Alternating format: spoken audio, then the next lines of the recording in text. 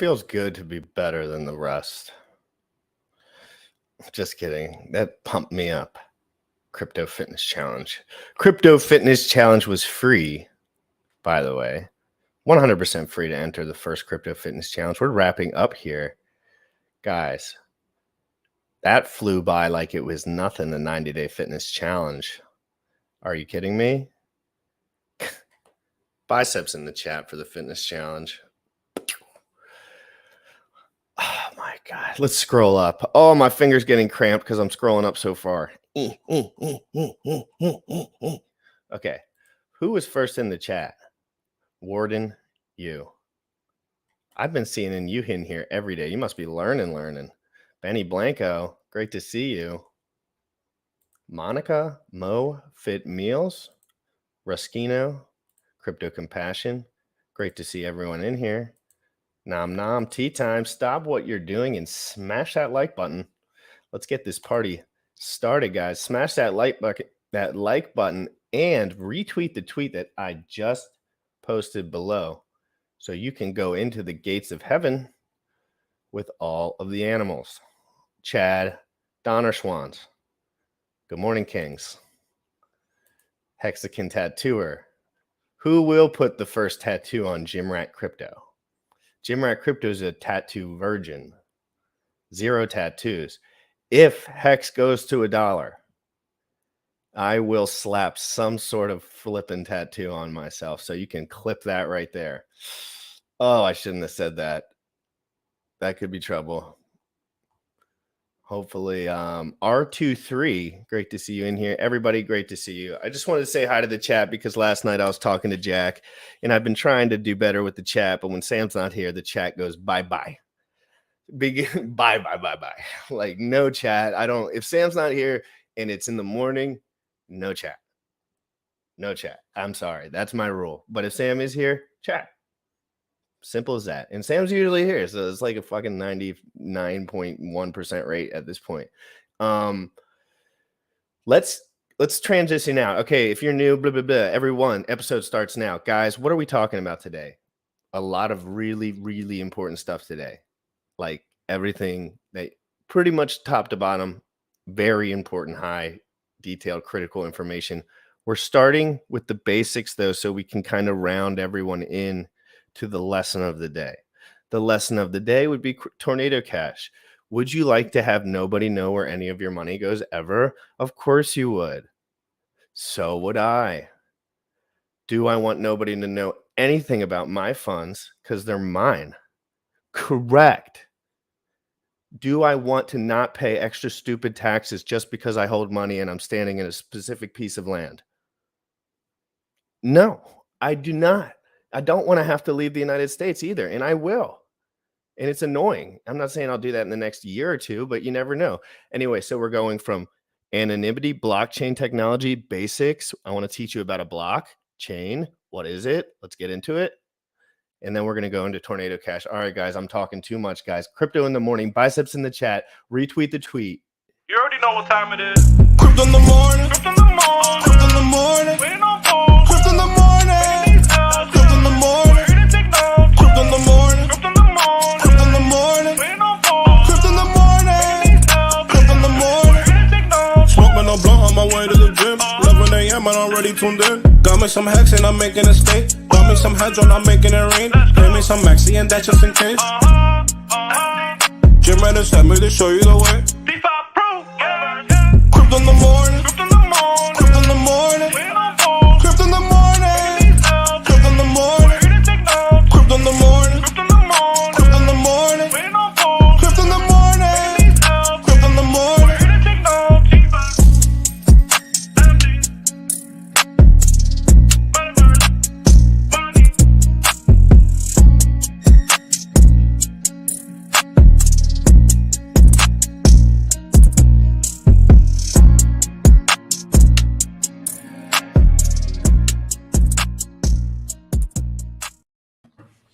Yo, what's Gucci? What's Gucci? It's good to see you, brother. It's good to be back. I hope you had an awesome stream with Jack last night. And some of these fundamental basics around blockchain and Tornado Cash are going to be interesting, right? Because we're going to be using those things, so it'd probably be a good Well, idea they get to understand overlooked. that shit. Yeah, they do. Overlooked. And you can track, like I'm transferring money from Coinbase to my Treasure, right? And when I do that, I'm thinking in the back of my mind, it'd probably be a good idea to get one more step away, because Coinbase could technically track where I send it to, even though they don't know where it's going. 100%. Yeah, exactly. Oh, if Coinbase touches my stuff, I assume it's doxed. Like I mean, for the time being, I'm just gonna tell everyone where I'm at. I'm not really anonymous. I mean, I'm anonymous to people. I have a few addresses that people don't know, but as far as my bank is concerned, I am not anonymous. Period. End of story. And I've always known that since I used Coinbase, and I put in all my information. I have to grab a sweatshirt. Please just keep talking. I just got to grab it. Cool. So this is going to be what's up, crypto performance PLS. What's good? It's going to be interesting.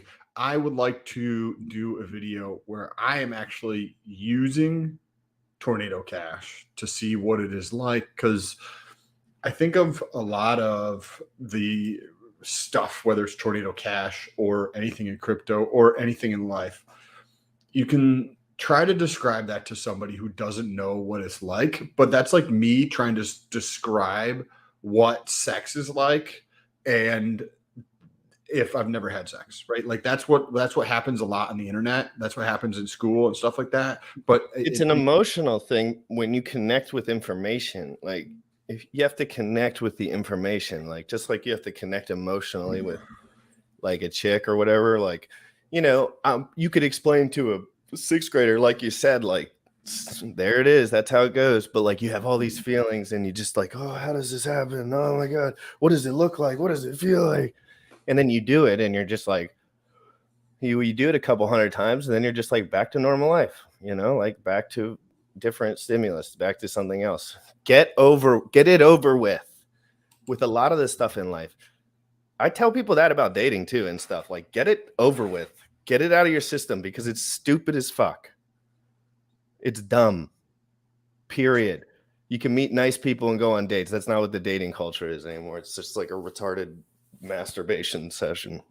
I was in that realm for a number of years. Just I wouldn't call it dating. It was just sleeping around. I wouldn't even try to pretend that it was dating. It was like, I'm just here to sleep with this person, and that's it, right? And if that's not what they want, perfectly fine. But like, that's not what I want, so I'm moving on. And it was like, I need to stop this. Not because of anything bad that I was doing necessarily, but it was like slowing me down. It's a distraction from other things that I want to accomplish in life. And by doing that, it was just, I was like, what the fuck am I doing? Like, this is taking away the mental focus that I have from those other things that I could be pushing. Yeah, but how do you get rid of the emotions? You just had to do it a bunch real quick. You know what I mean? Like, because you would always, if you only fucked once, you'd always be curious to the point where it was bothering you. It was an itch you had to scratch. And you would, it's just how it is. It's like, until I scratched that itch, I could not get on with my life. Period. I just, that was me though. That was me. I'm not saying everyone's like gets hung up like I do. I get hung the fuck up on all sorts of shit, like video games, gambling. So like, I'm an extreme example potentially, like of someone who's on like, I have big swings in that. Why don't people? Because I agree. We see, like, I've seen friends, right? They got married relatively young, which is perfectly fine. Like, if they're happy, fucking kudos, right? But to your point, though, right? They may have slept with like one person, and now they are like questioning it or that kind of thing. So because they're not risk takers, they didn't take risks. I take risk every day of my life. I never worried about the fucking. I was like, oh, but this is gonna suck. Oh, this might happen. Oh, she might dump me. I've always taken the risk because I just get it the fuck over with. Teach me. But why don't people get hung up on just making their lives better? Because they're emotionally worried about the thing we were just talking about, dude. I'm telling you, when you secretly have something that you haven't accomplished in your life, you can't move on. You can't move on. But people do the same fucking thing with their fucking lives, though. But they don't get no. But I'm saying for guys, it starts with sex. To be honest, when you're a kid, like that's what it is. A lot of times, it's like when you're in middle school. What do you care about? Girls, video games. It was like money and girls, right? And then you get older, and then. So, okay, so imagine having this thing you've been obsessed with since you were 16. And guys, this is touching touching you in the thing, and I'm not coming at anyone. This is every man's experience to a degree, something along these lines. But when I was a kid, I didn't think about anything. I did not stop thinking about sex until I was done with it. And that was about 2 years ago, or like a year ago, or like, I still have on and off whatever's with it, but it has nothing to do with my life's mission and purpose anymore. Where before it was my life's mission and purpose. And I have a feeling, and again, an extreme example because I get a little overwhelmed with stuff, but I have a feeling if I didn't do that, what I did to this day, I would still be doing what I was doing before, which was correct to a lot of people. Like I was working constantly, dating constantly. Really what I was doing is being an inefficient dumb fuck. Everything I was doing was inefficient and it all was emotional. It was silly. Now I'm just sitting here like, oh, if I'd like to go on a date and do something, if I'd like to go with my girl, I could schedule that into the future. But the majority of my time, I'm going to be sitting here working because there's nothing else I'd like to accomplish anymore. Before there was something I wanted to accomplish. It was making sure that I wasn't going to freaking be like a sexless virgin. I guess that's what, whatever it was. And that reality could have been true for me. I was not a stout young man. We homeschooled, bro. I wasn't even allowed to date. Oh shit, dude! I can't even imagine, bro. I wasn't allowed to date. So as soon as I was, my mom kicked me out, so I moved in with my dad, and it was just like a revolving door. Like, yeah, I might have just gotten way too real for the people. We're talking about crypto, guys. Yeah, we're talking about crypto. I might have gotten way too real, way too quick, guys. 21 minutes in, we start the show, and we're starting it right now. That was fun though.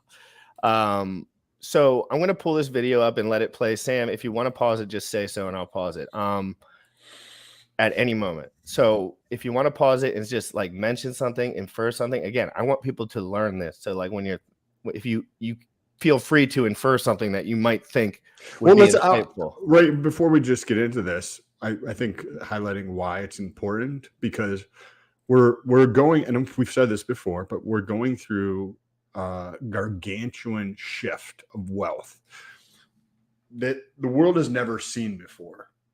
Where digital numbers, it's a shift in numbers on screen. Shift, yes, correct. But the people who own those the people behind those numbers are shifting, right? They're shifting, and this is going to be the biggest monumental shift in history. This is like the internet in 1999, say 2003, right? This is the internet in 1999 to 2003 period, right? We have a fuckload of projects launching, a lot of scams launching. We're really trying on the F-bombs. We're trying hard. I did it like 5 times too, but yours have so much meaning when you say it. Fudge. You don't sneak them in there. You're like... So the idea that if you can slightly grasp that the internet has allowed you to watch and listen right now, and back in 2000, most people, 99.9% of people, underestimated the internet's capability and how it was going to change and impact the world. We are living through the same thing, except for in terms of the connectedness, it is in terms of, I just caught myself there, money. I was going to say fucking money, but it's in terms of money now. We're switching financial systems and you're living through it. This is why it's great to understand this stuff. So GRC found this video that explains blockchain very, very simply, and we're going to dive into it. So I think this will be super interesting. You can't learn things unless you know what the fuck's going on. If you can't explain to me what's going on, then get the fuck out of the conversation. Ooh, Fed minutes coming out today, bro. What's that? The rate? Yeah, they're coming out. I think my phones. Let me hold on. I want to make sure. I think it comes out. Let us know in the comments, guys. I think it comes out at 2 p.m. EST later today. Also, and I apologize. I know we're going to get into this video. The White House released a paper, and it sounds like they're trying to, just like they did with this pandemic shit, they're trying to change the definition of what a recession is. Because I saw that. I read that this morning. That was interesting. Oh, we'll get pull something up on your end on that. Okay, cool. Yeah, we'll play this video. These videos aren't that long. We got to get into this. This is a 5 minute and 59 second video, guys. You can rewatch this damn video yourself if you don't understand. I'm just going to run it once. There is a rewind button. This is something you have to start to wrap your head around. Now, again, I'm going to tell you guys, it takes time to even get to the point where you can wrap your head around this. So just again, it's a process. Keep staring at the screen, boys. If you don't feel like you're in position, a lot of these guys know exactly what the fuck's going on. But for the some of them, just keep watching. Trust me, keep watching. You will learn it. But people trick you into thinking you have to be smart to learn. No, you just have to stare.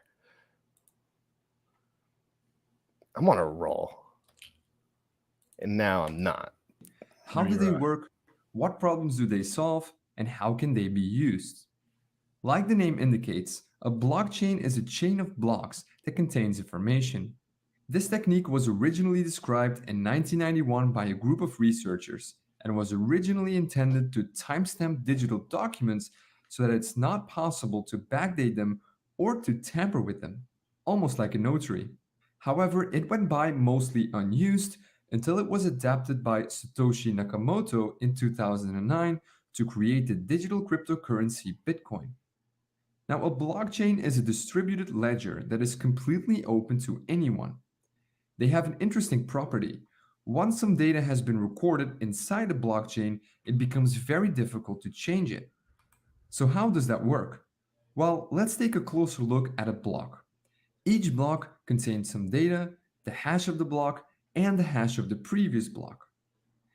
The data that is stored inside the block depends on the type of blockchain. The Bitcoin blockchain, for example, stores the details about a transaction in here, such as the sender, receiver, and the amount of coins. A block also has a hash. You can compare a hash to a fingerprint. It identifies a block and all of its contents, and it's always unique, just as a fingerprint. Once a block is created, its hash is being calculated.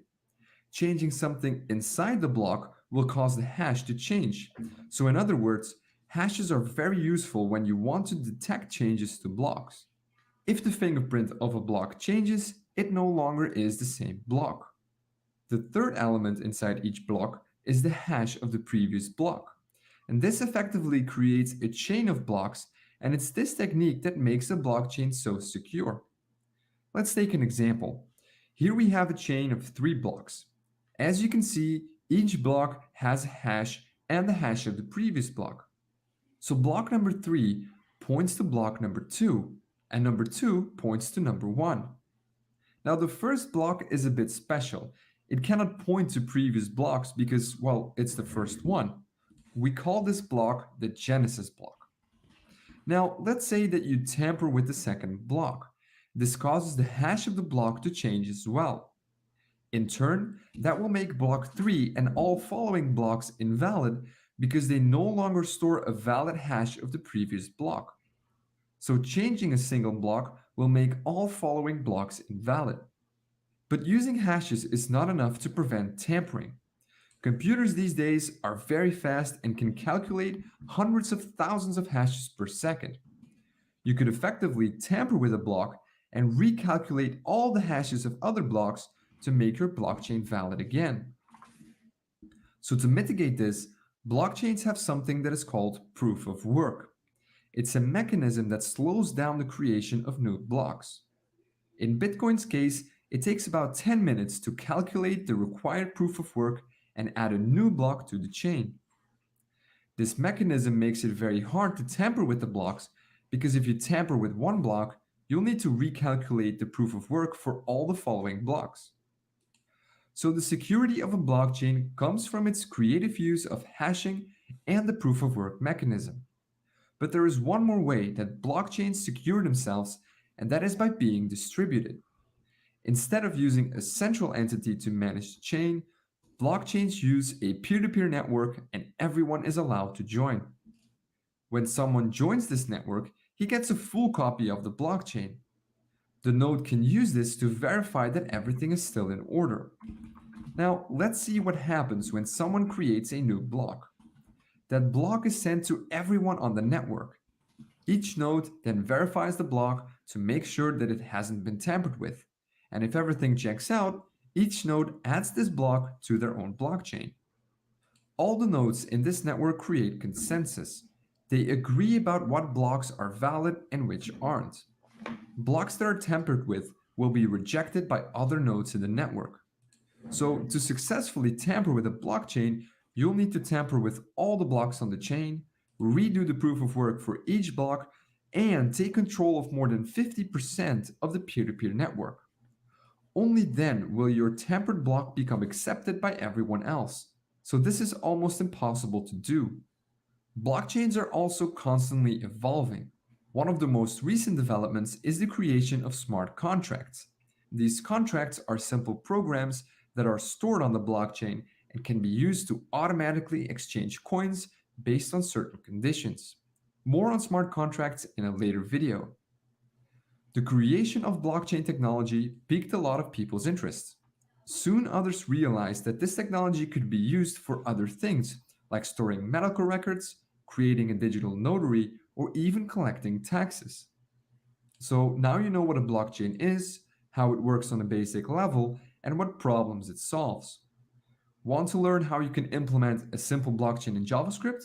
Then check out this video here. No, And as bitch. always, thank you very much for watching. Yeah. Oh, this is interesting. Very, very simply put, broken down, because when you try to describe, say, blockchain to say, I just hate. I don't even say the fucking words anymore. I just keep the words out of my mouth. I'm like, you know what? Like something they could write stuff down on, like a piece of paper.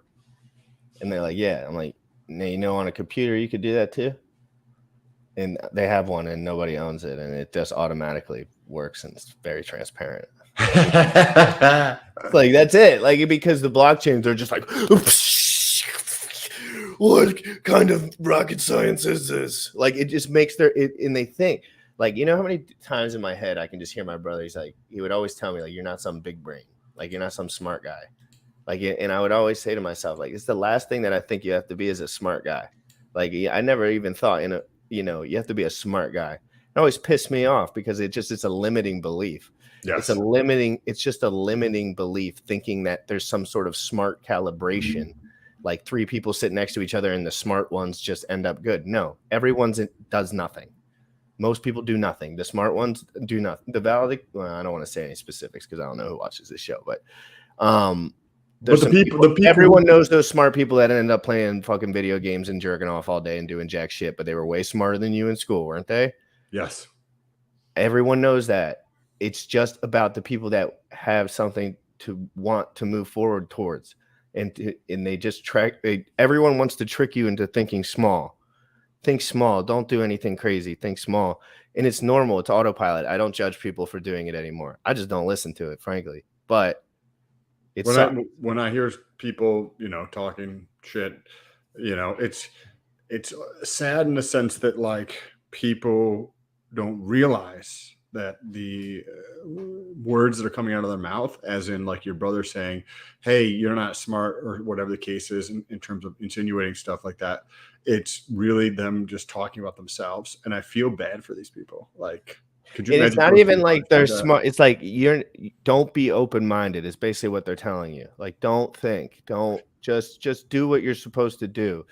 Like, I don't even know how to act around them sometimes because I'm like, am I supposed to be like the guy that I feel like I am, or like the guy that is nice, or like better for them? Like, you know what I mean? Like, sometimes you move so far away from the reality of normal people, and I'm not talking about like money or brains or anything. Just like what I do, everything I do is a lot different than other people. I'm single. I do whatever the fuck I want. I go to the gym in the morning. I eat healthy. I do whatever the fuck I want, basically. And most people can't relate to the freedom that I carry around.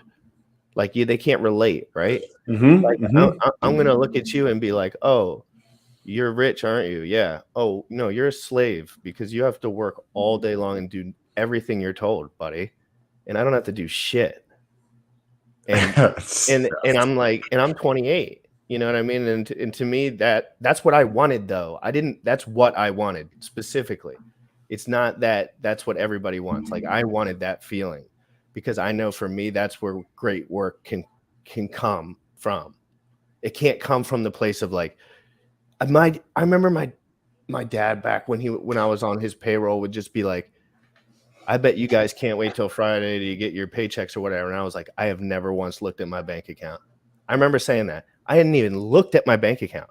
Seriously, for months. I knew there was enough money in there. Never looked at it. Never cared. Remember how I have that one track mind? Like for me, like I was on the girl thing at the time. Like I was funding a project at the time, and that was the project. And it's crazy. That's how I like to do things. Like I'm just funding this. Like, you know, everyone on the feet just thinks I'm trying. They literally will tell me I'm trying to copy Richard Hart. Like my brother literally looked at me and he was like, "You're just trying to copy Richard Hart." And you know, I know. And what is it? In which way? I don't know. No, it's because I took a picture with my brother's with my friend's Bronco and I posted it. He's like, "You're pretending that's your Bronco," and I was like, "It was a Shield Masters ad. I had a fucking shield in my hand. Is it literally a fucking giant war shield? Like, you know what I mean?" And it's just dealing with these negative things, and then everyone telling me that I'm the negative one. You know, like, you got to not be around those people, bro. Well, I mean, they admit their faults too. You know, yeah, but I mean, like as we grow to, you know, I've also had it past where I was like fucking lying to everyone constantly. No, correct, right? Yeah. So it's like I kind of double lifed them a little bit because I grew a lot and I wasn't talking to them much about it. I was in jail for 6 months. Right. I got arrested. I was in jail. Went to court. Right, and I spent 6 months in there. And I don't give a fuck who it is. They're negative and just making excuses. Cool, I love you, but like you can live your own fucking life. Well, yeah, and that's kind of how. And we're not pushy. Nobody's pushy. They're not pushy with me at all. You know, we're all very like independent. You know what I mean? Like when I say we're all hanging out like once a month or like once get some dinner here and there or something like this. I don't do anything with anyone, if you want me to be quite honest. And it hurts me sometimes. I had a friend of mine call me this morning and basically tell me I was fucking we were joking around, of course. But he was like, "Are we even friends anymore?" And I was like, "Dude, I don't have fucking friends right now." Like that's what I told him. I was like, "I don't have friends right now." And I didn't know if he took that hard or he probably didn't. He probably was just like, yeah, being a one track mind, like people know me. Because that's who one of the guys you used to go out partying with? No, this was like my AA sponsor, like best friend kind of guy. Oh, okay. So I was like, but again, he knows me. I get like this, and it's just the way I am. There's nothing wrong with that, dude. Absolutely. I don't know what else to do. It's just when I wake up, it's just what goes on. I'm in the same boat. Like I've been in that boat for a while. Like I talk to a lot of people, but I'm not like going there chilling or hanging out with people or just like calling people for fun. You know what I mean? It's just not in my book. It's not what I can find super interesting. I only have so much emotional energy while I work and while I do stuff. And it's like, if I want to keep my house clean, my nutrition decent, my workout routine decent, and be streaming every day, I was like, that's what I'm going to be doing, so if anyone wants to catch me, just, text me. Don't fucking call me, please. Don't fucking call me.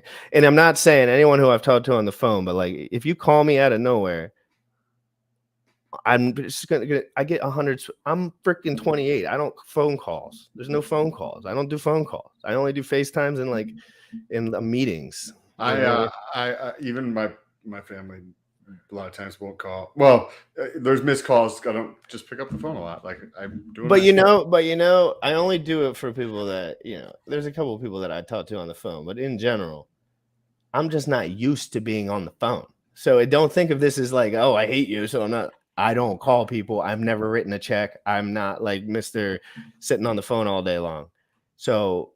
And now I'm getting like 150 DMs a day about, maybe not. Yeah, which is beautiful. It's an awesome thing. It's a beautiful thing, but I don't know how to do it without being like, I just not going to say anything. So that's what ends up happening. So I'm sorry. And if I DM people explosively too, and I never expect them to answer. So I kind of just. Bro, you know how many DMs that I still have to work through?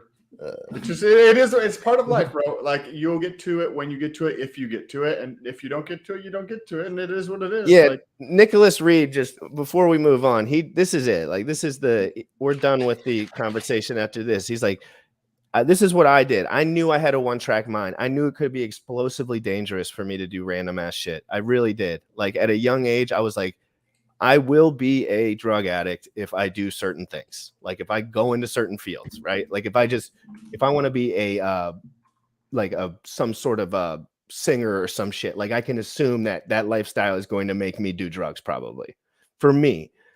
So I knew, I was like, now I'm noticing like I can just direct it towards the exact opposite. I can direct it towards being powerful through working and changing people's lives with work. Mm-hmm. And it's easier, frankly. It's Mm-hmm. more fun too. So let's get into the tornado cash section of this. So and then a little preview for what we can cover after this if we have enough time. I pulled up the stuff on the White these House. were short. Yeah, I pulled up the stuff on the White House and how the White House is trying to change the definition, just like the Webster Dictionary is changing the definition of what male is or what female is, and all the garbage just to fit their narrative. Right? Pay attention, guys. Going through a very interesting time in the world. Interesting, and I'm willing to come on at any moment to cover anything that's like fucking pressing, crazy, hot news. So if you guys know anything that's popping off, and I might be in a bathroom break or at the gym or something, you hit my DMs and you remind me, because then I'll be coming home ASAP, see what I could cover, whether that's a Richard Hart stream or like some sort of media news that's going bonkers. Because I'm gonna take the next couple months and just chill at the desk. Yes. Cool. Let's get into this video on tornado cash. Our understanding of it while you're. Let me know if there's any lag, because I'm doing it. I'm gonna see if it comes on my other. If you want to stay informed on crypto, you need to save on the social time. Alone, but not alone. We are with you, CI.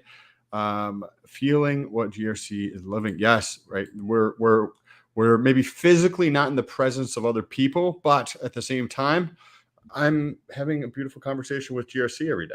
I know. I have amazing conversations with people every day. I never had that before. I had conversations with people, but they're all quick, quick. I get to have really intimate. It just crushes the learning curve of things when you can have intimate conversations with people. Actually, I just want to give. This reminds me, right off the clip of Curve Finance. Curve Finance is basically DOS 1995 in terms of the design. It's like intimidating to use because it is. Yeah, this screams like if you don't have a degree of some sort, like get out of here. Like they need 2.0. Put some bunnies or like a gorilla somewhere, like a big gorilla on steroids in the back, or like a nice dude drinking a beer in the back with girls on the beach, like something like that, just to make people think like it's a fun place to be, like, please God, like this just feels like, oh my God, I could make a very large financial mistake right here. That's exactly what this is. Yes. But it's really exactly the opposite. Like it's the exact tool. And that's why me and Sam reiterate over and over again, we need builders. We need people that know what the fuck they're doing. I know what the fuck I'm doing when it comes to looking and thinking. I don't know how to build shit. I don't know how to do any of that. We need to all get together, because I have a lot of ideas and I know how to make things look dope. This looks stupid. And I'm not saying it could just be a little different and look better too, or a lot different. Updating the look of this, even though you could keep everything the same, it's still going to operate the same, but updating the look and feel will make a big difference. And whoever's behind it, if they're earning like a VIG or a little bit on every transaction as it goes through, I'm assuming that's probably how it works, then updating it so that people are not as intimidated to use this because it looks like you're going to make a mistake and you're just going to lose your money type of thing, then you will actually increase the number of people using this protocol, which means that the people behind it would make more money if they updated it. You know what I mean? Like, it's just simple. Okay, let's get into this video here. Yeah, sometimes though, and I'm learning, like, they just don't care because it works, and the people that are using it, and they have a lot of volume, and they're just like, fuck it. They literally just call it fuck it. Like, they're just like, fuck it. Like, Richard Hart's are using it, people are using it, like, good enough, guys, let's go to the beach. Like, and it's like this whole anonymous thing, so who knows who the fuck these guys are. Like, I'm sure their security is pretty good. True. Very good. Can you hear this or no? No. Turn it up a little bit. Now this account may belong to you, or You can hear? it may belong to someone else. Yes, All right, sir. I'm going to start it over just for the fresh start. How to use Tornado Cash, DeFi plus zero knowledge of proof. In this video, I'm going to show you how to use Tornado Cash. Let's say that you send 100 Ether to another account. Now, this account may belong to you, or it may be Oops, it's muted. on the blockchain. So there it is. everyone in the whole row knows that the receiving account just received 100 Ether.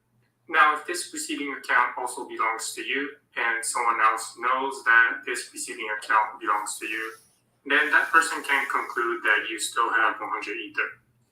In the same way, if you send 100 Ether to Bob and Bob's address is known, then everyone in the whole row knows that Bob has 100 Ether now. But using Tornado Cash, we can break this link between the sender and the receiver. On the address of the receiver, it is virtually impossible to link back to the sender. Meaning, if I send 100 Ether to myself using Tornado Cash, then no one in the whole world will be able to trace that I just sent 100 Ether to myself. Likewise, if I use Tornado Cash to send 100 Ether to Bob, then you can see that I deposited 100 Ether to Tornado Cash, and you'll also be able to see that 100 Ether was transferred over to Bob. But what you won't be able to see is the link from me to Bob. So let's take a look at how to use Tornado Cash. In this video, I'm going to be using the Gordy testnet. To deposit, there are several options to deposit 0.1 ETH, 1 ETH, 10 ETH, or 100 ETH. I'm going to select 1 ETH and then click deposit. This will show a pop-up to save a file. This is a secret file that you're going to need in order to withdraw from Tornado Cash. So save this file in a secure place and don't reveal it to anyone else. So I'm going to hit save. Once the file is saved and I backed up the file, I'm going to click on this checkbox saying that I backed up the secret file and then hit send deposit. This will open my MetaMask, so I'm going to hit confirm and wait for the transaction to be confirmed. Once the transaction is confirmed, the next step is to withdraw. However, you shouldn't withdraw right away. Well, let's imagine that everyone's depositing into Tornado Cash. Over the last month, no one has withdrawn. And all of a sudden, there's a transaction to deposit and then withdraw immediately. Although there's no link between the depositor and the withdrawer, it is very likely that the person who deposited and the person who withdrew are the same person. With increased anonymity, you probably want to wait a few days after you deposit before you withdraw. Okay, so let's say that the Tornado Cash deposit and withdrawal has been active. You waited a few days and now you want to withdraw. How do you do it? So Is the audio fucked up? It is. It's a little. It's a little off. I'm sorry, guys. Let me just switch my monitors. I was practicing with my other monitor and I assumed it was going through. I just got to swap it over. Boop, done. That's Cool. annoying. Sorry about that, guys. It was slightly off, but we could. It was a little hard to understand. It was, yeah. It was wrecked. It was like speaking into a wet microphone that was in the toilet, but it's okay. We got it figured out now. We hopefully have a much better audio right now. Oh god, stop share Microsoft Edge. This Bobby Davis. This is very, very similar. Hurricane is actually a copy of Tornado Cash is Hurricash. No, Hurricash is Tornado Cash. Tornado Cash is the only thing that's out right now. That's two popular. different networks, but yes, same thing. Hurricash is not work yet, does it? Pulse Chain versus Ethereum. That's all. Is it popped up? It is popped up, and let's get into this. I'm going to click on the withdrawal tab. And I'll need to reveal the secret that I've stored and set the recipient address. I've opened a notepad that reveals the secret. So I'm going to copy all of this and then paste it in here. And then for the recipient address, I'm going to pick a different address from the depositor. I've opened MetaMask and then copy the different address from the current wallet. And then I'm going to paste it in here. And then I'm going to hit withdraw to send the 1 Ether from Tornado Cash over to this address without revealing that this 1 Ether was actually sent from this wallet. Okay, so I'm going to hit withdraw. You'll see a pop-up saying ZK Snark proof has been successfully generated. What this means is that we've created a cryptographic proof that we deposited 1 Ether into Tornado Cash. and this proof does not reveal any information about the depositor. So I'm going to hit confirm to actually send the transaction to withdraw. The transaction was successful. Let's take a look at Etherscan. Inside Etherscan, you can see here that I deposited 1 Ether into Tornado Cash. This is the sender account, and the last transaction was deposit into Tornado Cash. There's no transaction that says I've sent 1 Ether to my other account. On the receiving account, you can see that this account has 1.87 Ether. This is because I tested Tornado Cash twice, and each time it sent me around 0.9 Ether. If you look at the last transaction, you'll see that I received 0.97 ETH. And if I click on the address of the sender, you can see some list of transactions, but none of these will link back to my sender account. So that's how you use Tornado Cash to break the link between the sender. That's how we like it. That's how we like it. You So can't. it's a 10% fee. It sounds like to actually go through and use. Is that it. how much the fee was, or roughly after everything? He said he saw the 0.92. Yeah. 0.92 and 0.9 something else. I didn't know if that was because that's how much he put in. Did he mention that he put in exactly 1 Ether? Yeah. Ooh. I mean, but I guess it's part of the cost of doing that. Doing business, baby. Hey, would you like to have all of your stuff on an account where no one could trace it? Maybe that's worth 5% to you, 7%, 8%, depending on the rates. And who knows, that could be up or down fluctuating. I got to look at why those rates go up and down. We have another video, though, that explains it a little bit differently. Because there's a relay. So this one actually explains Tornado Cash. I wanted to show that one first because, you know, you got to look through that at least once, let people know it's just very simple, right? Like the whole point of this is that just like you stake in Hex, you Tornado Cash send. It's not difficult. It's very easy. It might seem difficult from some imaginary fairy tale land that people live in, but it's not. Providing liquidity is in the exact same boat. It might seem confusing to people that are in fairy tale retard land. Sorry about the R. Sorry about the word. Never say it again. But it's not. It's actually just a few clicks. Bro. Just fuck with you. Damn it. Anyway, sorry, Mom. Sorry, Dad. So everybody, let's go into that's it. But the point was, before I completely interrupted you and threw you off track, was that shit is really not that challenging. Once you just go in there and check it out a couple of times, like it's pretty self-explanatory. Whether it is Hex, right? The first time you learned about Hex, you're like, oh my god, this is crazy shit. This doesn't make any sense.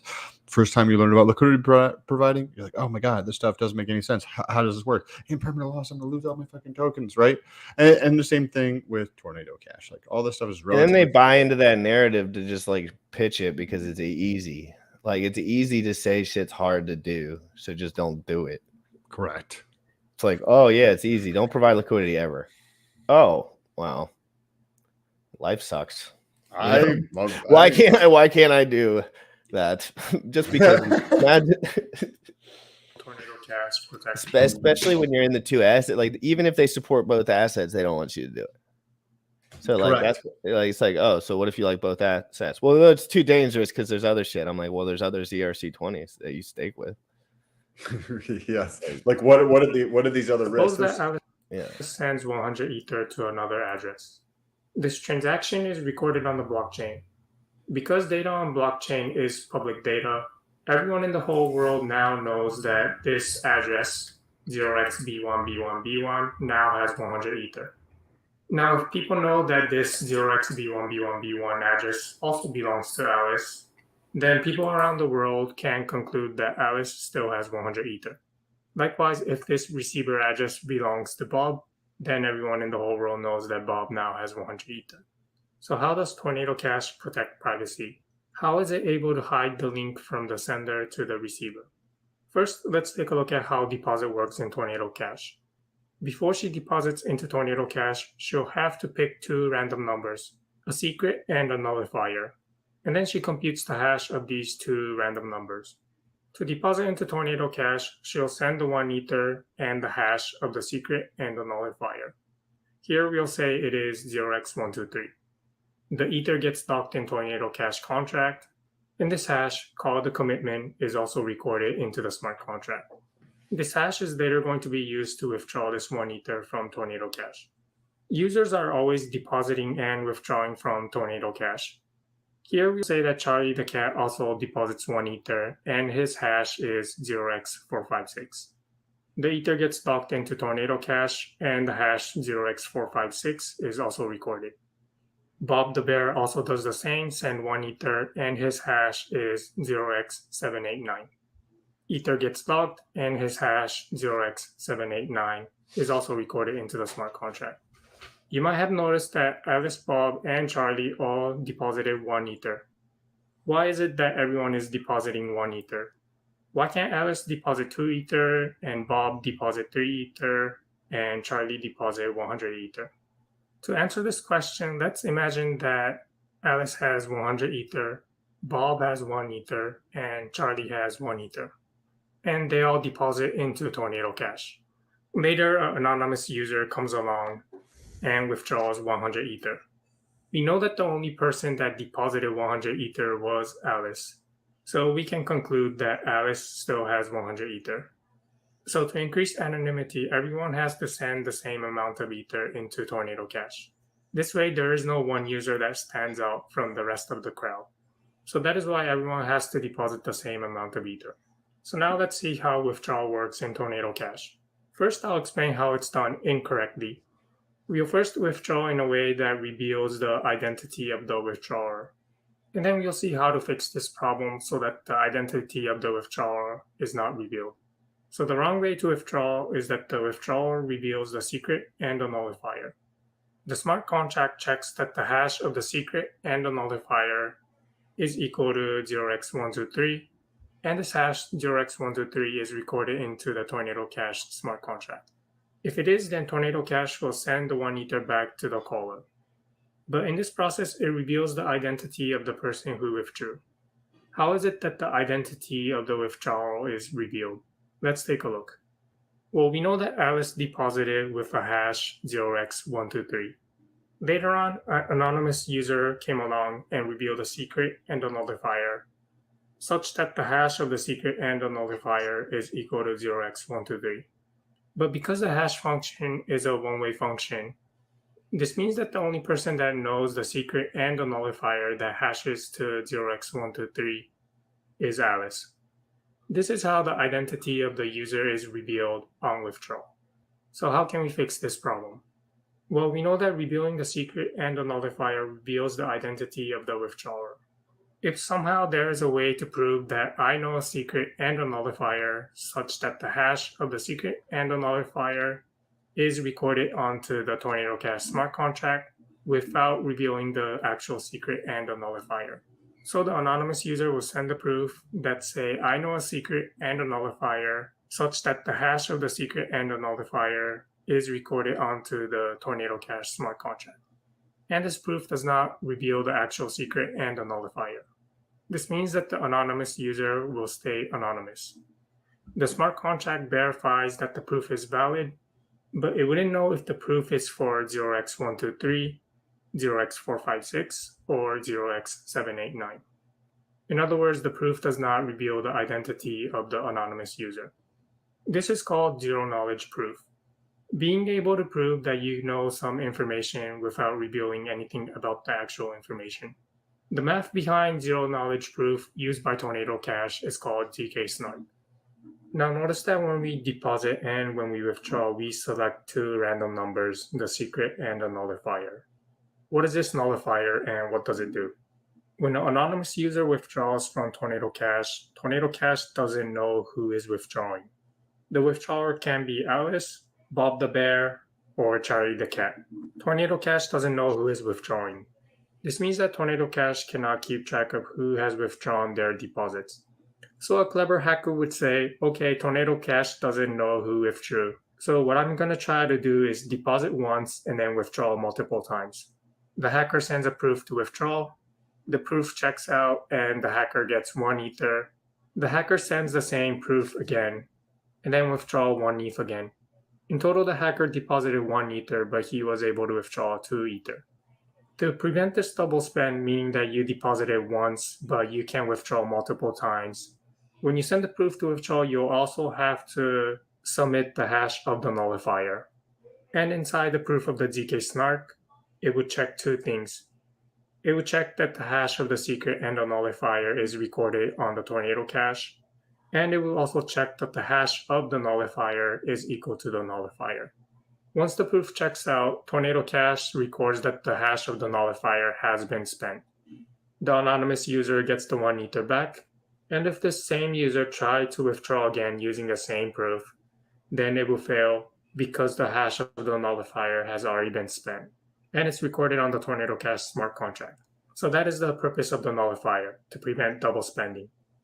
Now let's see how Tornado Cache records the hash that is provided by the user when they deposit. The way the hash is recorded in Tornado Cache is by Merkle tree. Actually, Merkle tree looks like an upside down tree. The very top is called the root, and the very bottom elements are called the leaf. Let's quickly go over how a Merkle tree is built. We start with an array where each element is a hash of some data. We take the first two elements and compute their hash. We take the next two elements and also compute their hash.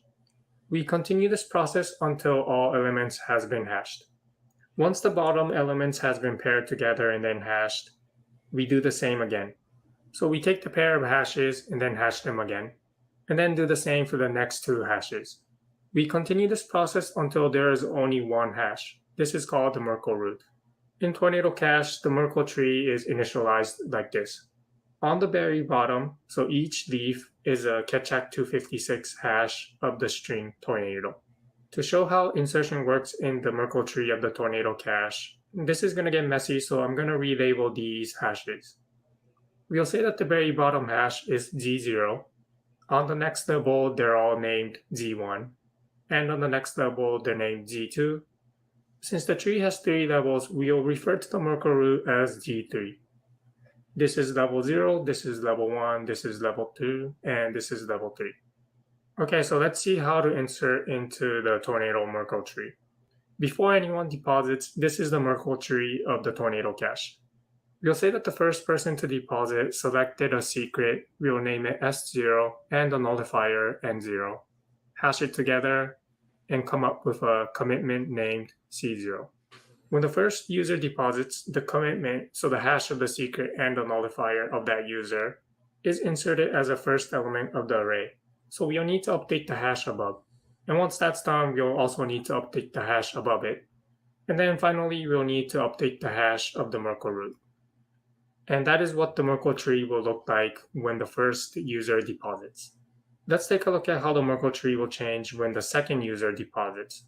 So the second user will come up with a secret, we'll name it S1, and a nullifier, we'll name it N1. And the hash of S1 and N1, we'll name it C1. C1 is inserted into the next available opening, which is right next to C0. So we'll need to recompute the hash above, and then at level 2, we'll need to recompute the hash. And finally, we'll need to recompute the Merkle root. This is how the Merkle root will change when the third user deposits. So we insert C3 over here, and this will update the hash over here, and update the hash over here, and finally the Merkle root over here. And likewise for C4, it will update the hash over here, the hash over here, and the hash over here. This is what the Merkle tree will look like when the 5th user deposits, and the 6th, and so on. So that is how Merkle tree insertion works in Tornado Cache. So once our hash is recorded into the Tornado Cache Merkle tree, how do we prove that our commitment, so the hash of our secret and the nullifier, is in the Merkle tree? Let's say that a hash is C3 and we want to prove to Tornado Cache that our hash is recorded into this Merkle tree. How do we do it? The basic idea is that we'll need to provide a list of hash, and when we hash them together, it will match the Merkle root hash. So starting from C3, we'll need to provide C2, and having these two hashes, we can recompute this hash. We'll need to provide this hash, and having these two hashes, we can recompute this hash.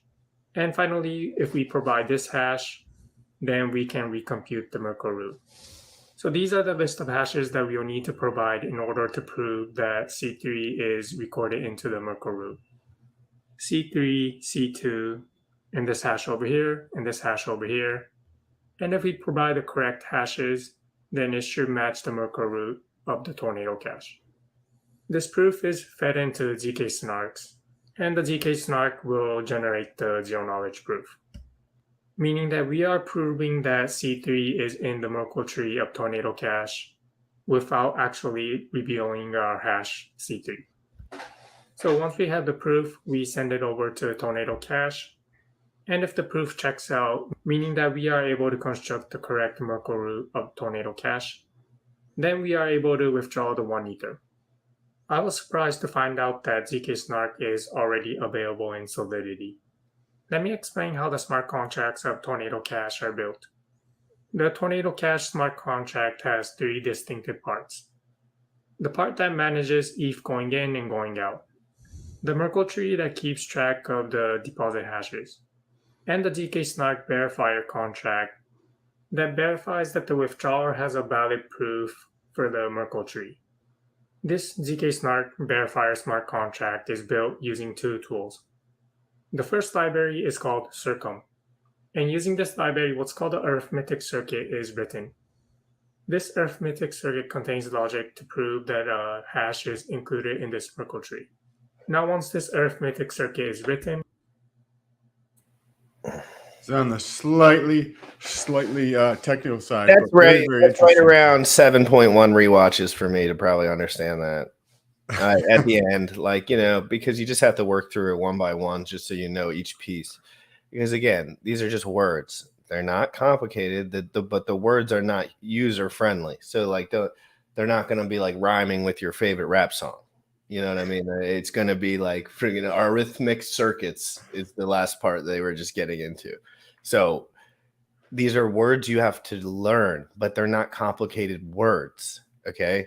Just understand that every time you think to yourself, oh boy, what a complicated concept. There is no complicated concepts. They're just one by one understanding what the fuck is going on. Some people understand it. Some people don't. The people that continue to learn will understand it. The people that don't rely on their own brains to freaking function, they'll just listen to other people. Hey, Bane, if people want to, I can send a Ethereum address, or GRC can. We down did below. that was the first guy. Literally did a transaction on there. Yeah, but going through it ourselves is going to be different than watching a video on it. So if somebody wants to, Well, when I do it, I'm deploying friggin'. I'm getting all my shit moved. So it's gonna be like a whole hour or so where I'm sitting down and I'm doing it. Like I'm gonna send everything away. I don't want to have it. I mean, my stakes are where they're at, but in my future funds will all be on accounts where I must not have people pull them up telling me I'm a piece of shit in 5 years because I sold 5% of my bags, because I fucking hate that shit. I think it's the dumbest baloney. If I ever hear someone mention someone else selling their bags and that has something to do with their personality near me, I might slap them. Seriously, because it's stupid. If you have money in a financial asset and you take it out and you got a premium on that, you're the GOAT. Okay, you're the man. Great job. that shit doesn't matter. Even yes, I agree. But from Like an the anonymous sentiment, I just wanted standpoint, people to know, like, because some people just go along with that shit because they don't think about it. But like, I just hate that shit. So I just don't. And I don't have much money, so it doesn't. I'm just saying from a perspective of, I don't care if he has 100 billion. Like, dude, if you have $100 billion, like, you're the fucking man. So you get to make the moves. Okay. So anyway, that was the point on that. Sam, do you want to pull up, or do you have to go? Do you want to pull up what you had?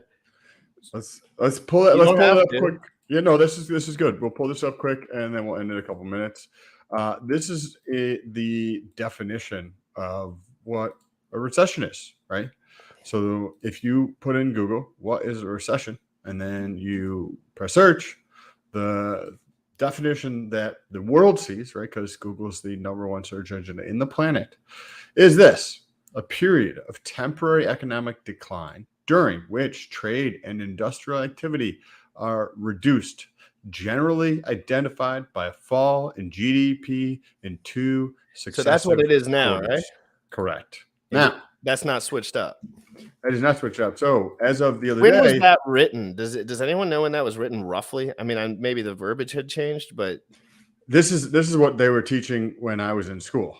oh, The recession, this is in textbooks, bro. Like this is in oh shitloads of god, textbooks. this shit's like hard printed, like Yeah, all over the place. It's in multiple. It's in the CFA. It's in the CFA, which is the. See, us new guys to the scene, like we don't even like. I can't even imagine such like stupidity.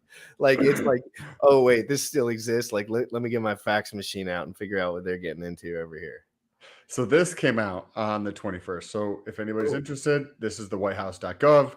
How do economists determine whether an economy is in a recession? Literally. Okay, so before we read in through this first paragraph, so I have, a undergrad degree in finance and economics, a MBA from a top 25 school in the world in finance and accounting, CFA, which is like the CPA times 10, right? CFA is much more challenging than a CPA with a lot of financial shit in there as well as accounting shit in there. And in all of those places, in multiple different textbooks, how they define economists, the broader fucking world defines a recession is 2 quarters of decline in economic activity measured by GDP.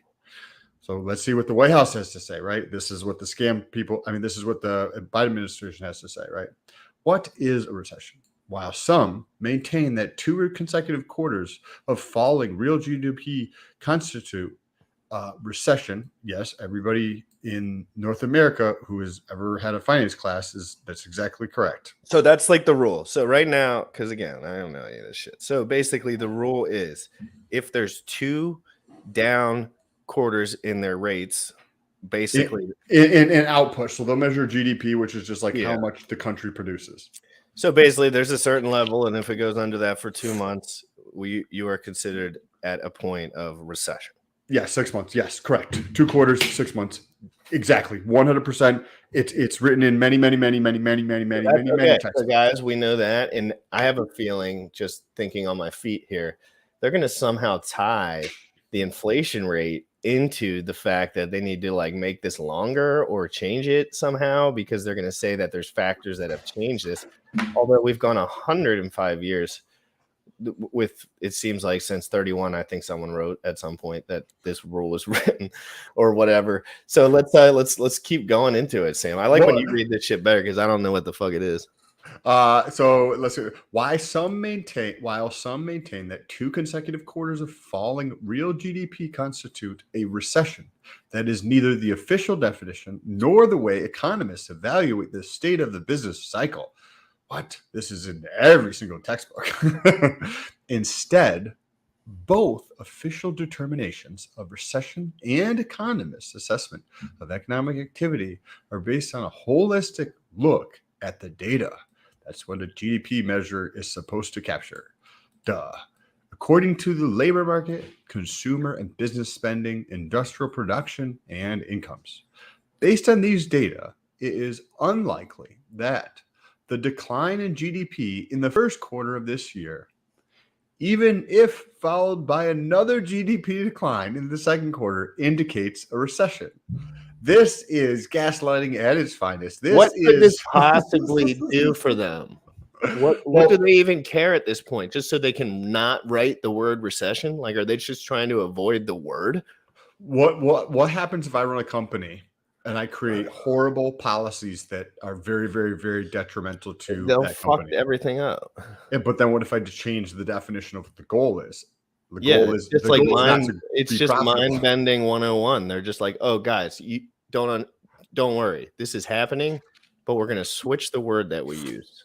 Yes, this is all that they're saying, guys. So you just think about this verbiage and like, this is why I don't trust the government and stuff. And it's not that I think they're knocking on people's doors and putting guns in their mouths. They're putting something else in their shoulders. They just fleece everyone. Like they're the best con artists in the game. If you got everyone from maximum security prison and somehow made them not break the rules anymore, they would end up as politicians. Guaranteed. because it's just the way. It's just like the scumbag lords of manipulation, and they all get together at the end and they're like, well, what are we even doing? And they're like, whatever we want, baby. And they're like, fuck it, let's do it. Because imagine, Sam, if you had all the resources and like no mental framework to care whether shit was good or bad, and you just like, let's say they took you out of prison, you had like and you were just like a scheming motherfucker, and they were like, you just got to learn how to work this system. You could figure, it's not complicated if you get in there. These people just get in there by birth, generally. So I mean, look at the Biden administration that is currently in the office, who has been in office for 50 effing years, and has done a whole lot of that in 50 effing years, other than steal people's money, make backdoor deals, and bribes for his family and his sons. Right? Like, shit needs to change. We need more strong men. We need more strong women who are taking fucking responsibility and calling garbage out like this stuff. It's like, hey, GRC, instead of increasing your income, why don't you try to make less money? Right? You're making X amount of dollars per month. Why don't you try to make less money and not be able to pay your bills and just take out more debt? Because it's not effing fucking sustainable. Yeah. And that's what they're doing. That's what they're doing, is literally trying to change the definition. And I don't even know at this point, like, if people even give a fuck. Like I don't even think the normal, like, if my parents were reading this, and like, I don't think this would affect them much. They would just be like, what the fuck are they talking about? Everything's gone down. I had to sell my, whatever, or whatever they had to do. Trying to protect the slaughtering that is going to happen, assuming that there's not as much cheating as there was in the 2020 election in midterms. That is what they're trying to do. They're trying to protect the Is there any chance that that dude is back into office? Is there 0%? Well, he's not up. He's not up, right? So they have a stagger. Who are they going to get? It's going to be for the House and the Senate, right? So there's several seats. They have a 6-year term, right? So how it works is every 2 years, like 1/3 of the people come up for election, so that way all in 1 year shit can't flip, right? So every 6 years, right? Then that same person could come up for election again. I believe the House is similar, but it might be 4 years or something like that. And then every 2 years it's flipping. So we have a midterm. There's going to be a bloodbath on the Democrat side because they're making horrible, garbage decisions around policy, right? I'm not saying that they're horrible, garbage people, which they might be, but they're making horrible, garbage decisions around policy that affect real people's lives. Self-serving, short-term decision making. Rug pull. It's just a rug pull, guys. They're rug pulling before they get out of office. See what they can scrap. See how much Mr. Biden's son can crack smoke in the bathroom or whatever the fuck's going on. See, like, fucking trannies and videotaping himself and sending them everywhere, smoking crack, like, and it's just the fact that this dude's even alive right now. His son is in clear peril. I mean, like, can we think about this from like a different perspective? Like, imagine if your son was just like a smoking crack with like a fuck ton of money and running around the world. And 45 years old, 50 years old, however old he is. And he's pretending like he can just run the office fine. Like, everything's cool. Like, this dude's about to die. I don't know what blood that they're stealing from little freaking embryos to keep this motherfucker alive, but it's a joke. I mean, it's a joke. The people that support anything that comes out of the media outlets in his favor are a joke. They're a joke. They're a joke. If you're listening to this and you think that you are right being liberal and loving Biden and all the bullshit that they feed you, you're fucking stupid. You are fucking stupid. I'm sorry. It's disgusting. I'm not saying that the other way's right. I'm not saying that I don't know shit about Donald Trump. I don't fucking like any of that stuff. But to just believe that this old geezer with the crackhead son, who's absolutely out of control, with bribes all over the place, emails, and they can just do whatever they want. They can kill whoever they want. This is the reality. They can freaking off people, and they will, and they do. And that's part of life. That's normal. Like, that happens in every power structure in the world. If people are naive to the fact that doesn't happen, because they don't know that it happens. They don't see that in gangs and shit. This stuff happens It's the regularly. same. It is a gang. Correct. It's just the I rules. hire you to do the dirty work for me instead of it just being like, gangs hey, do the same thing. They got guys that they hire for that shit. They don't fucking do it. They'd be in jail. They have professionals do it. absolutely ridiculous. It's crazy when you really think about it. It's like these are professional gang members. Literally, they steal, they rob, they tax you, but they're just smart enough they said, why don't we just make the rule book too? They're like, why don't we just do everything? Why don't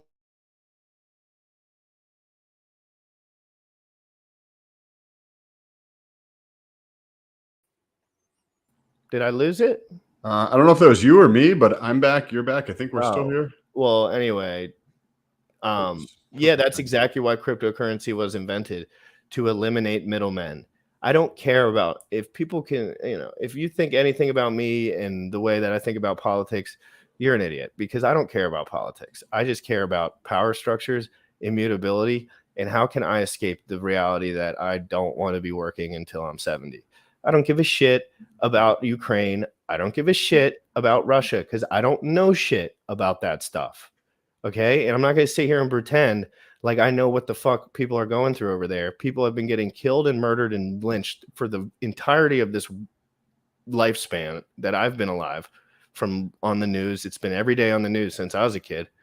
And in the area I'm in, it's normal. It's just, as reality sinks in more, and again, I don't care about I don't feel it, this has nothing to do with me morally, and I don't want people to get that twisted either. I'm not like some moral crazy, like voodoo, like I want everyone to live, but just like you said, how they said, why don't we just make the rules? Now I'm just doing the same thing. I'm like, why don't I just provide enough value to people where they just like my channel? Like, I just make the rules now, but you can do it in a good way. You can do it in an evil way, but if you give someone that much power, things are going to get sideways. I don't care if it's me. I don't care if it's you. And you have to start understanding that too. These are normal human reactions to power, mass power. And they happen in cycles, don't they, Sam? Like, it's just a cycling effect. Too much power, everyone revolts. Too much power, they get not enough people, everyone else revolts. There's too much power. We're at that point now where there's people waking up, right? So what does that mean when I say waking up? There's more people today that have taken responsibility for their lives, right? And utter responsibility, not making excuses for how they're living their life. Why don't they have enough money? Why don't they have the relationship what they want? Why don't they have the physique that they want? Why don't they have the lifestyle that they want? There's more people waking up to the reality that is not anybody else's effing responsibility, but their own responsibility. And what happens as more and more people wake up to this is what you're talking about, where you have that revolt of smart, hardworking, intelligent, thoughtful people that are taking responsibility for their life to move things forward in a much better way. There's that. You got to give them a value. You got to give them the value prop. They have to at least have the value prop on the table for those people. And it's still available, but it's getting harder and harder to get a hold of. That's why, like, those young kids that they just go into a gang because they just think of the value prop. They're like, well, I'm probably going to be broke my whole life anyway. Well, my parents are already smoking crack. Well, these guys are going to give me money right now, and I'm going to have a bunch of friends. And it's like their value prop is money, because they have a faster way to get money from doing that than to doing shit in the dumbass backwards fucking go to school for 12 years. Nobody's doing that shit. And it doesn't make sense. They're just like, well, if I'm going to make it, I'm going to. And now they're having too many people that are feeling that way, Sam. And you can't even go to West Side Chicago anymore. You can't even go to certain places because gang members rule the city. You can't enter the city. You cannot enter their little freaking hoods. The cops don't even go up in there. They just fucking sit around it. It's like there's getting to be too many people that are too desperate, and they're starting to think, and they're starting to push, and they're starting to, oh, we have these fucking guns. Wait, we all go to jail for smoking weed anyway for the rest of our lives. Why don't we just put bullets in people and see what the fuck happens? Because we're going to jail anyway. I always tell people the story when I was at Jimmy John's. My supervisor went to jail for 2 full years for 2 grams of marijuana. Wow. I would have rather he was 23 years old. He had 1 kid. He went to, he was a black fella. He was a nice kid, as far as I knew. I didn't know shit, but like 2 full years. 2 grams is like how much? Because I don't smoke. It's weed, like an amount your mother would buy if she wanted to toke up for like the weekend. Literally, Very like the small smallest amount, amount, like the smallest amount. That would be like $20 street value. But it was in 2 separate bags, and they got him for felony distribution. Fuck. And that was like when I was 19, so that would have been like almost 10 years ago now, or whatever. So anyway, my last statement I'm going to say is, I'm not saying that I want to save the world for these moral reasons. I'm saying that my only pathway to victory is to do something impactful. Period. And I don't have any other pathways. There's no girl I'm going to date that's going to make me happy just from dating them. There's no thing I'm going to do it for yourself. I got to do it for myself. It's just like I got to see what's going to happen, and this is a legal way to do it. So I would rather be legal. Yeah. Let's take it out of here with some DeFi proof. Biceps in the chat for DeFi proof. If you like the episode, please like, please subscribe, please retweet, please tell everyone you know. Please send me all your money. Let's go. Young folks, you dripping on them motherfucker. Richard Heart. Richard Heart. Bought my hex from the fucking start. Point 1 every day we mark. Bought my hex from the fucking start. Sacrificing all this bread like I'm Richard Hart. Got paid on big payday and I had a hairy start. Now I'm checking on my pulse just to check my heart. Bought my hex from the fucking start. Sacrificing all this bread like I'm Richard Hart. Got paid on big payday and I had a hairy start. Now I'm checking on my pulse just to check my heart. Checking my MetaMask moving. Look at the hex, he is mooning. Looking at wives they be choosing. Peter is why they be losing. Pro chains out, now get me a check. He's gas up and it got me a mess. Remember the times he died collect. Hex I been eating, I'm dying in the best. Getting this back like a year ago. Getting this post, I ain't letting go. Swerving the ring like a Lambo. Getting this back like a year ago. Getting this post, I ain't letting go. Swerving the ring like a Lambo. Bought my hex from the fucking start. Sacrificing all this bread like I'm Richard Hart. Got paid on big payday and I had a hairy start. Now I'm checking on my pulse just to check my heart. Bought my hex from the fucking start. Sacrificing all this bread like I'm Richard Hart. Got paid on big payday